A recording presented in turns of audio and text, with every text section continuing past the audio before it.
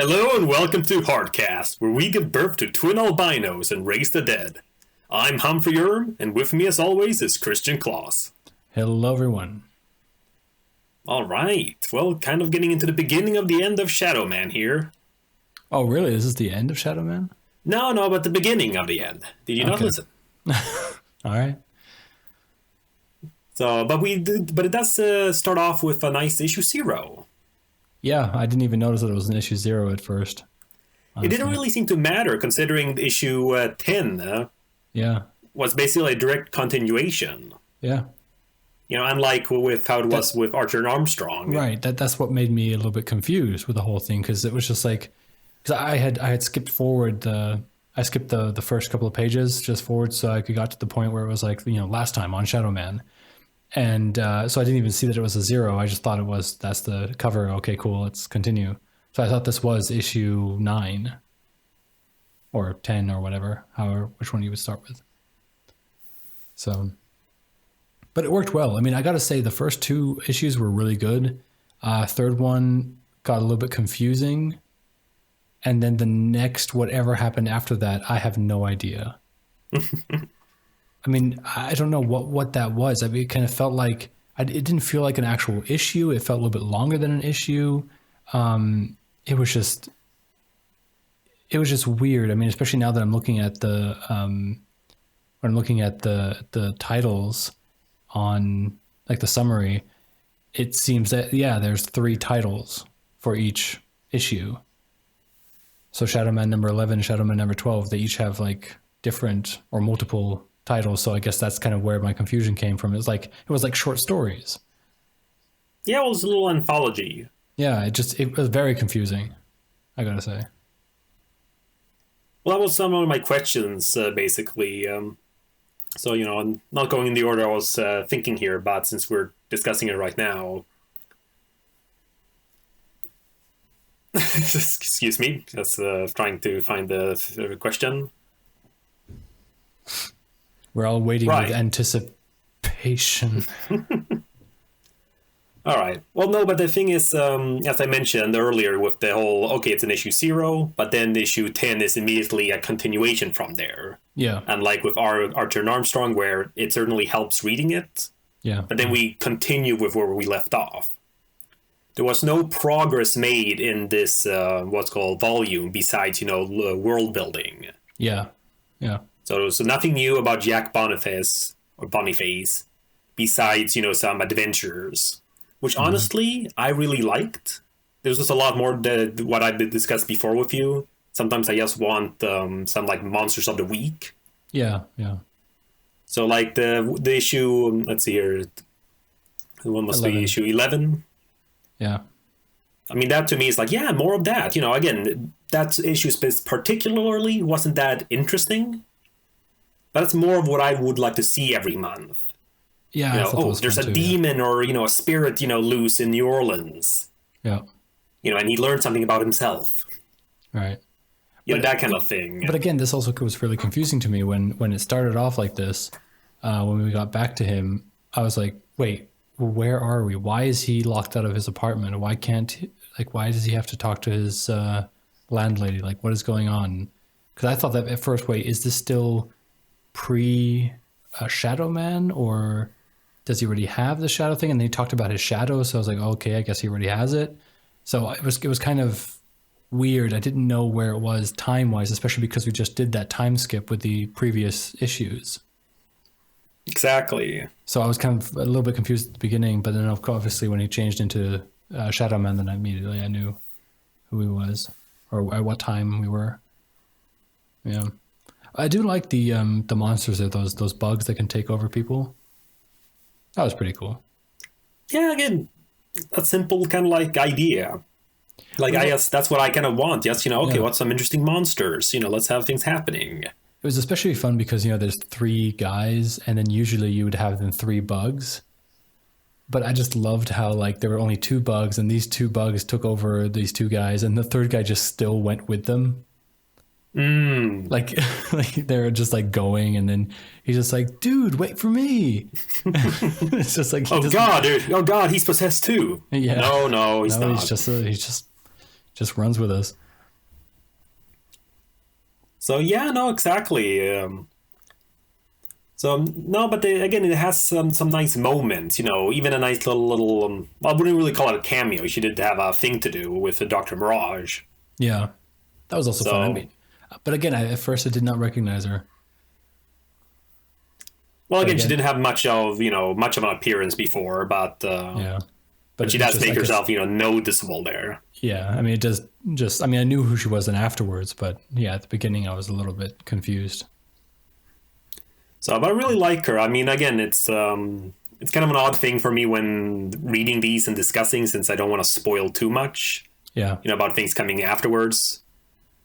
Since I already know her a lot more. But rereading it, I gotta say something that I like about her, which I like about a lot of, or at least a trait I like with a lot of superhero characters, is this kind of reluctant celebrity kind of thing. yeah, yeah. I guess that's kind of I mean, interesting. yeah, I mean, she's on the phone there, she's doing this whole piece there, on the parade, and then, yeah, I got important things to do. Yeah, we got to do this. It's good PR. Yeah, I don't know, Right. but Yeah, it's I kind of don't like know. the Fantastic It's Four kind of thing, isn't it? true. Though from what I've read, they seem to embrace it a bit more. Okay. So I've always heard someone comparing them to the Kennedys Okay. in terms of being this like family that it's like really, really like famous and people care about them. Like they kind of embrace it themselves in terms of instead of the Kennedys are now opening, are here at this new gala being opened or Right. But doing these kinds of things. unlike the Kardashians, then who really just like love the limelight. Actually, yeah, that'd be something similar too. I mean, it's a celebrity kind of thing, but in the sense of it's a family. But I guess Kardashians do fit that bill as well. But I gotta say, one thing was a little bit weird was that, I guess what would you call it? A kiss? I wrote that down too. Yeah. What did you write about it? Or what was the question? I just thought it was awkward. Like It I was don't know. awkward, right? Well, it felt like I don't know. Because it feels like I've seen it before. These kind of accidental kiss things. Yeah, well, it's those stupid harem animes that you and I. That's I don't know right. about you, but I mean, I watched when I was a teenager. It was like didn't know what to do with my feelings for women, that kind of stuff. I was about to say humans, but that's the kind of thing. Women like, aren't humans. yeah, no, for humans because I'm a robot. No, but like with this, it's just like this could be straight out of Love Hina. And I was just Well, thinking, it would be a bit more. yeah, it would be more on a different part, a body part, but still, it was just like this is so forced and so weird. I mean, do they become a couple afterwards, or what is it like? Are like in the future, do they become like a couple? Or anything, not or is from there what some I've sexual tension? read. You see, but Not from what I've read. But it's like that typical thing, it's like, oh, look, there's an attractive boy. Oh, look, there's an attractive girl. They must have sex. So yeah, because considering also, you had then those fangirls there. That I thought Yeah. that was amusing. That was that was fun, just kind yeah. of. But again, it was the fact that I guess also because it was so quick. Like it wasn't like it even tried to make it like, oh, maybe this is the start of something. Yeah. Because it could have been something more of again, depending on how they want to lay it all out in terms of panels and story. But, it could have had more of a like a little pause. But Yeah, it really but- is one panel of kiss and with no like it really feels accidental. Yeah. Yeah. But then- it feels so accidental that it didn't need to be drawn. Yeah, because it doesn't even really feel like it has a comedy in a sense. Yeah. Like it's not yeah. like it's that's funny. It's more like yeah, I don't know. It's just like, it looks like that panel is out of. It's just, I don't know. It just feels out of place. So, but in a certain way, that's perfect then, isn't it? Because it is yes, an accidental kiss, and it really feels like it was an accident. Yeah, but I mean, why even do that? Yeah, but again, it's because it's so negligible that I wouldn't like if we were marking points, I wouldn't mark one down. Okay, yeah, I guess I just feel like it's just a weird thing to add. I mean, maybe they wanted to do something later with it, and they were thinking about making them a couple or something like that, and then decided against it because Shadowman ended or whatever.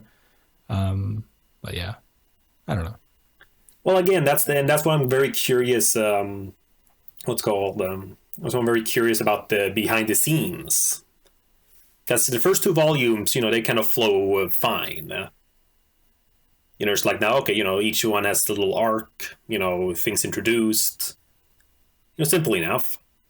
But this volume, except for the two kind of prequel chapters, Yeah. it doesn't, as we said, it doesn't progress anything. And Nope. these chapters here, well, again, while fun, I don't feel they were a waste. They certainly don't feel like they really match in terms of what happened before. I mean, one thing I just came to thinking about right now, no mourning for docs. Exactly. Yes, I was thinking that too.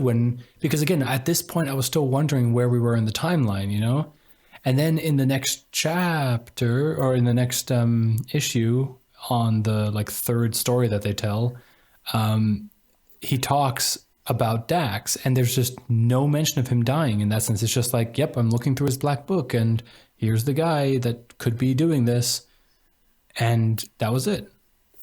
Exactly. And to go from the last page that we read, yes, and then not actually following up. And again, it's fine with how it started in terms of the prequel stuff, or not prequel, but the issue 0 and stuff. Because okay, yeah, well, we're not going to talk about him then if we're before all that. Exactly.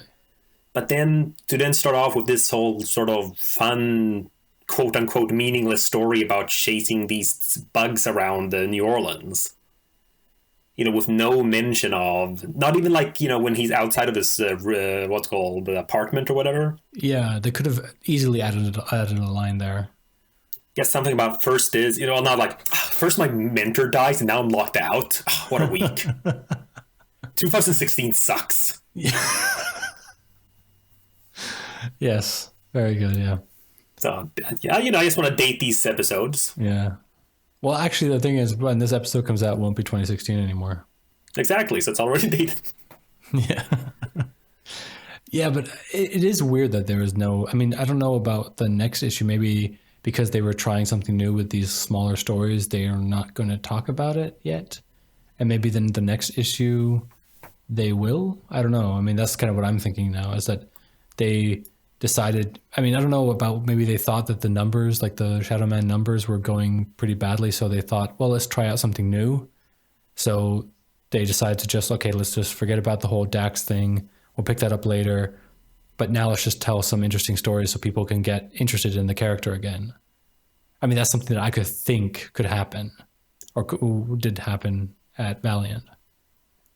Well, I could imagine something like that. I mean, I think that might be one of the reasons, at least for the anthology title. Mm-hmm. I think it might be... again, it's hard to say. Like, it would be easier to just get the what's called 3-4 artists to make their own little short stories. Yeah, but it does feel like they kind of have to pad it out in a sense. Like they didn't have material to fill out this volume. Who knows? Maybe it was the issue 0 and the kind of like the past stuff that kind of made it difficult to make a whole volume.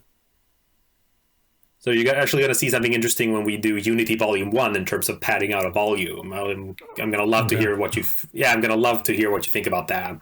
All right. But that's the thing there, maybe... Because again, they want to write it for the trade. But then they don't, with that whole prequel kind of thing, it didn't really fill out an entire volume. But they didn't really want to start off the next arc. I don't know, it's... Okay, yeah, it sounds complicated. Yeah, I don't know. Yes, it just got weird. Okay. So, and again, we don't know. I'd love to know, but yeah. So, but yeah, no, it's but in terms of because you like the first 2 issues. Yeah, I love them. So, was it the history part or? No, yeah, no. Not every single thing that has to do with history I'll love. Yeah, because you never struck me as a Civil War kind of guy. No, I'm not a real fan of Civil War, of the American Civil War, but it was interesting just to see where they come from. Like I guess this is then Dark, our villain Dark, and then his sister. And it is very interesting. I thought the whole mysticism and all that whole thing about it, that was really fun. So I really enjoyed just seeing this. I thought at first that they were supposed to be some sort of new, like that they would, after they explain all what this all is, that then there would be a how should I say it, like that, she would join Shadowman. Like that she would be like this character who can live throughout the ages and stuff like that. I was basically guessing wrong the entire time when I was reading this. No, because at first I was like, oh, okay, so she's going to become like this helper for a Shadowman, and the brother is going to be the bad guy, the one that we already know. And then the whole life thing and death thing happens, and it's like, oh, this is really interesting. And the way that they kill the father, or he kills the father, is just amazing. That is a beautiful I mean, it's so beautiful, disgustingly beautiful. Yeah, and it reminds me a bit of Harbinger Wars with what's called Harada splitting open. Yeah. Oh God. Yeah. But this is almost more impressive in the sense of just like, yeah. Anyways. Yeah, but then also I saw the cover for issue 10, and I was like, oh God, it's going to be an incest thing.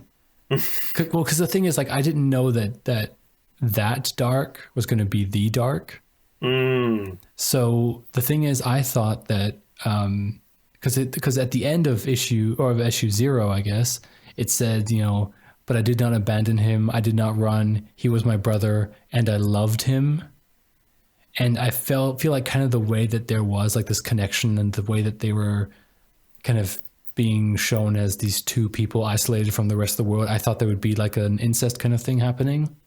And then when I saw her pregnant, I was like, oh shit, they're gonna like then they're gonna have this demon spawn baby who's then gonna become the dark that we know from the previous chapters.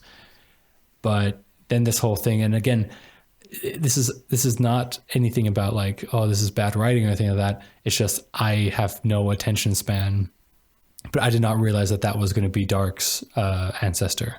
Or, sorry, not Dark's, Shadowman's ancestor. Oh, that was Shadowman. Yeah, Marius. Yeah, well, I didn't realize that last name. What was it? Boniface. Boniface. Yeah. Yeah. I did not recognize that last name. Oh, so his presence, so Marius's presence was just kind of, he's just this guy. Yeah, it was, and I feel so embarrassed about it. Then at the end of that issue, I was like, of course, it was so. I was actually really shocked at the end of the issue. Like I was reading it and going like, wow, this. Oh my god, this happened. Oh my god, like the whole thing about the baby bonding into Marius. Marius, right? Yeah. Giving a whole new meaning to your inner child. Oh God. No, but it was so good. Like I was because I didn't see it coming at all. And again, it's not like the writing's fault or the comic's fault or whatever. It's my fault for not knowing these names, not kind of remembering who is who. But oh man, that last kind of the last part of that where he becomes Shadowman for the first time. Just beautiful. And the whole thing, like I believed that, my child wouldn't survive. And then she, I don't know what exactly she did, but it was awesome. And so good. So good. Yeah, no, again, I really liked it too. But there was one thing though, that, what should we say, that I'm kind of split upon. And that's like Master Dark himself.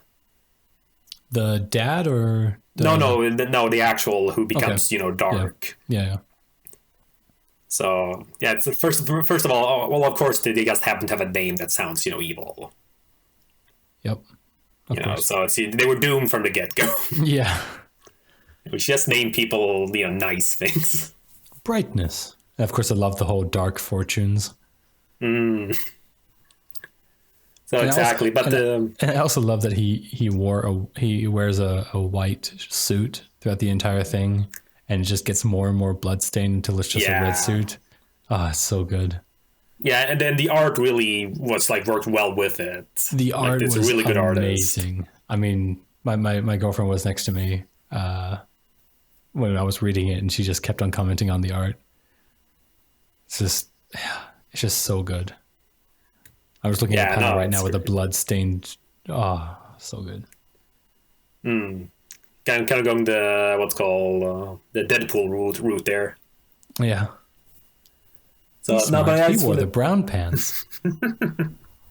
No, but my main point was just I'm not sure I like the fact that Dark is a human. Like like Yeah. from volume 2, with his kind of proper introduction, it's kind of like, oh, okay, this seems to, like, from what we've read so far from the other stories, the other series, this seems to be the biggest bad we have. Yeah. Sure, we've had alien invaders, but that's still kind of in the realm of physics. And even then they're not like, I mean, they're what would that word be? Not practical, but conventional in a sense. Okay. Yeah. Like, okay, it's an alien force. I mean, it's just a sci-fi version of us invading other countries.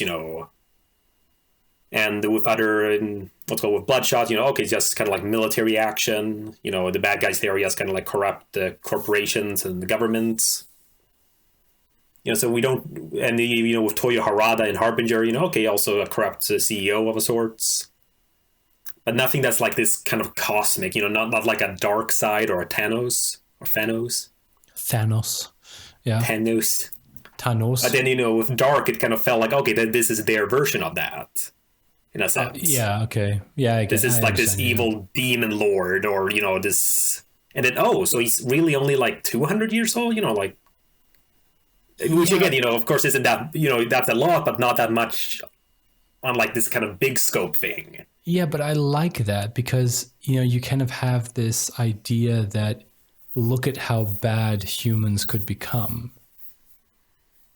You know what I mean? Like, or I mean, again, in this world, I mean, I just like the idea that this is this danger of, look how bad humans can become and what damage that humans can create. I mean, I just feel like that there's then this risk that other, heroes with these kind of powers could also become as bad or as evil as Dark.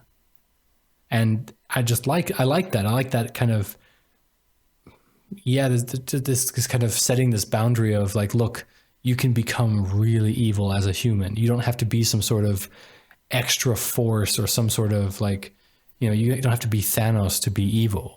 You have to be some sort of alien force that's only been like an alien military, society that's been just, breeded this way. No, you can actually be a human and become so corrupt that you can become this universe's most evil being. And I think there's just some poetry in that, So no, I mean that I can understand that, and that's a good point to look at it. Just, I don't know. I mean, I guess part of it would be I had a different expectation, maybe. Since there was nothing in Volume 2 that would suggest he wasn't a human.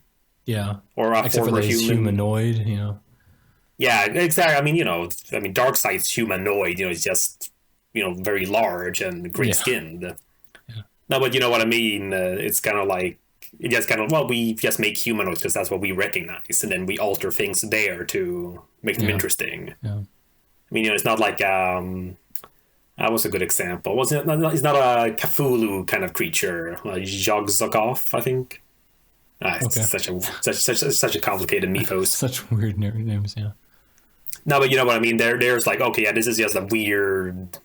These are just weird creatures that really do not look like humans. Yeah.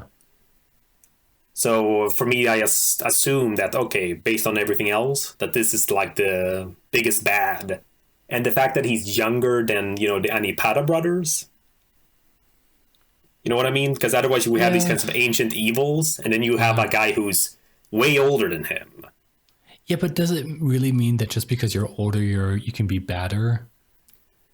No, but it's just the sense of... like, it's just the convention. It's usually this ancient kind of evil, it just kind of feels like if he's going to have his big, like, bad monologue, it just doesn't sound as impressive somehow, especially considering the heroes. He has the ancient evil inside him.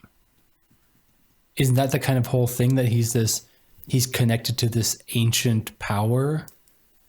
That's true. It's definitely because the books that his father researched are older. Exactly. So and maybe it's just a connection to it. And, and that makes it even more scary because then you can say that, look, anyone could be connected to this power. Anyone could become this evil. And I mean, yeah, there is the, Eternal Warriors, Eternal bad guy. I don't know. What's his name? It's the Eternal Warrior and the Mortal Enemy. Immortal Enemy, that's the one. So, but like, you have the Immortal Enemy, and I think he's interesting for exactly the same reasons that you were just saying, that he's this ancient evil. But I feel like Dark kind of has this more human touch to it, and that makes him more relatable and makes it more, scary on a personal level, in the sense of like, as I've been saying multiple times now in this podcast, that he becomes this enemy that we can all relate to because he's human, and because we fear that anyone could become that evil in this universe. Not in ours, obviously, because we don't have any ancient power that we know of. So yeah, I think, I mean, again, it's just differing opinion right now, because you want to have him be more ancient, be more of an ancient old guy evil. Well, again, it's kind of the convention in that sense. And, also in terms of, yes, I guess me trying to maybe find equivalents to the superhero universe compared to the other ones. Yeah, but isn't that good that Valiant is doing something different? Oh, yeah, no, you're absolutely right. It just, to me, based on, Volume 2. And again, this is kind of with a mix of... this is kind of me trying to recreate my thoughts from first time reading it. Since, again, he's had appearances later and stuff like that, and, getting more info on it. I guess I saw some... I think it was on Facebook. So Valiant had some little teaser images for some what's called future issues. Yeah. So, and had something new with Dark, I think. So, he's definitely not forgotten. But it's one of these things where I guess had an assumption or like an expectation. So it wasn't what I thought it was going to be. Again, okay. It's fine the way it is.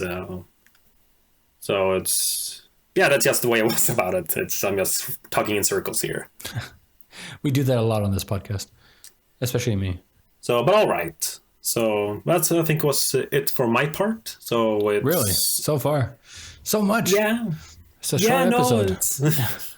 Well, again, while there certainly were... I mean, we could discuss a bit with the last issue, since it had 3 stories, which we didn't talk too much about. Yeah, and again, very confusing. Very confusing. I don't know if you should, like, at the beginning of like an issue like that, just kind of say, look, this is an anthology. This is just different stories. I mean... Well, I think the cover said so. Yeah, it says 3 complete tales. So yeah, so that's that's without saying anthology. So. Yeah, I guess, but I mean, it just feels so weird, because you're expecting, or at least I was expecting these, the story to continue, and this feels very just like, all right, let's just take some. I mean, I'm kind of trying to... filler. It's filler. Yeah, it is filler, but I feel like... Because the filler that I've always been subjective to so far is in anime, and a lot of that is always specific to a certain time. Like, like in Cowboy Bebop, they're on a certain planet, and then each team member goes off and has their own adventure. And then that's just a filler episode. It's just a nice thing to get used to the planet that they're on, or just to get these to learn more about the characters and stuff like that. But with this, it just feels kind of weird, because suddenly they're in the Deadside, and they're talking about some sort of rock. Which, again, I really love this conversation. I mean, it wasn't at all, in some sort of. I didn't feel like this was a bad issue. It just was a little bit confusing at first, because I didn't know where I was and what was going on. And yeah, I mean, maybe it has a lot to do with how I kind of read them. It's just I read them very, I skip most of the covers, I gotta admit, and take a quick look and then continue so I can finish reading. But yeah. Well, It again, they was, don't really matter, for our sake. I mean, they're, yeah, they're we supposed to don't, yeah, grab we your don't really, attention in the yeah, store. yeah, we don't really talk about it in that sense because we don't, we do our own thing. So yeah, no, but exactly, it's not really anything, and it's also kind of an odd thing because I don't know, I've listened to a few like podcasts both for Valiant and other comics. Yeah. So and they tend to discuss like the cover when it's when they're reviewing single issues as they're being published. And Yeah. of course, the covers are a work of art themselves. You Yep. definitely analyze, praise it, criticize it, whatever. Oh, definitely. We've done But that as well on a couple of our podcasts. yeah, exactly. But the thing is, unless you're kind of doing it as a way to, okay, how can we do this so that passerbys buy it? Because I'm Yeah. not sure how many people go into a comic book store, and like especially in America, and then you just kind of look at the, what's called, not the aisle, what's it called, the stand? Yeah, I guess so. The magazine stand. Yeah, look at or comic rack, is it? Oh, I either don't way, know. looking at all the Well, comics that for sale that day or week, or how many people go in there and like, oh, that looks interesting. I mean, yeah, as no, I've I think understood so. it, you're a fan of something, and you're checking things up online in a sense. Like I can't think of anyone who kind of like, why look, a comic book store. I shall walk inside. Like, so Well, which cover is gonna get my attention? Oh, this one looks interesting. Shadowman. I'm gonna buy that. well, honestly, I did do that when I was in America visiting my parents when they still lived there. I Really? Yes, I went into the oh God, what was it called? Joker's Child in New Jersey. I went there and I went there and just sat down and I kind of looked at all the comics and kind of looked, okay, what looks interesting. I mean, it was at the time when the New 52? New 52 started, right? That was the first time I went to America again, Oh and I god, that was got 5 years ago. yeah.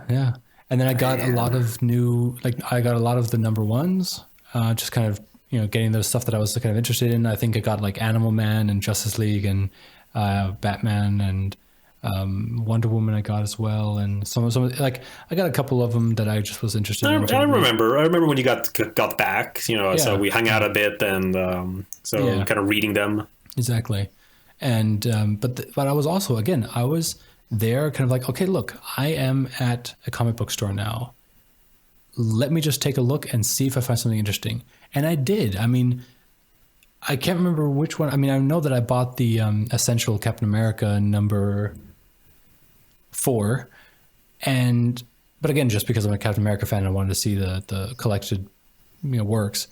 But there is an element of, I mean, again, as for me, in some sense, it is a tourist coming to America, and like a comic book fan coming to America, sitting in a comic book store and going like, all right, what looks interesting? And so if for example, I know, like this happened when I was in Midtown Comics a couple of years ago, I knew that I wanted to get a comic of Zatanna because I had gotten really interested in her through the Justice League episodes and stuff like that, like the cartoon. And I was looking at, they had 2 volumes from Zatanna, and I looked at them and the covers were just kind of and they were really expensive too. So I was just like, I passed, sadly. I mean, I would have loved to read them, but they were too expensive. The covers didn't like speak to me, so I passed.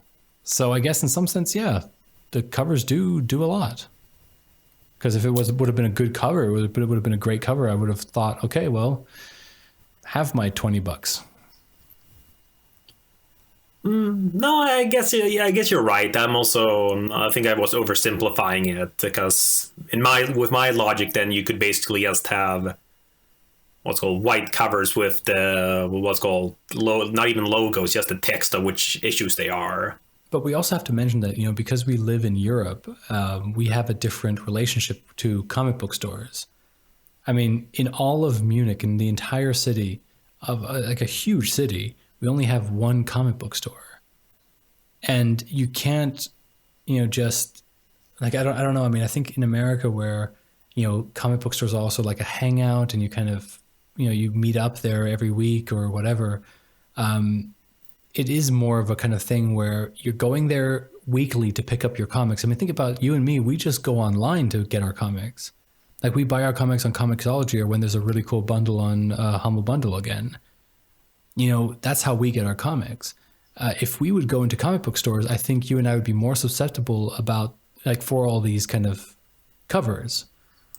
Because then we would walk past a cool cover and be like, ooh, what's this? And then you kind of like look at it, oh, Shadowman. Oh, yeah, I've heard about this. This is like that weird voodoo thing. And then you kind of look into it and you're like, oh, this is interesting. And then maybe I should get the #1 and, that kind of stuff. Yeah, no, you're right. I retract my statement earlier because, sure. Yes, I got you to retract something. Yeah, no, but I mean... It's just I realize now that even if it's specifically covers I was thinking, it still works as an advertisement in any other form, both in stores, but also on Comixology. When you're even there browsing and it recommends things for you, that's what you're seeing there at cover. Yeah. So also with the sales, they'll have some kind of promotional art, which usually comes from the covers because those are the detailed, art. That's the detailed art. So in that sense, regardless if you're seeing it in the store itself or through other means, so it does, bring attention. I think it's mostly about I think it's more about the idea of the more like established characters. Mm-hmm.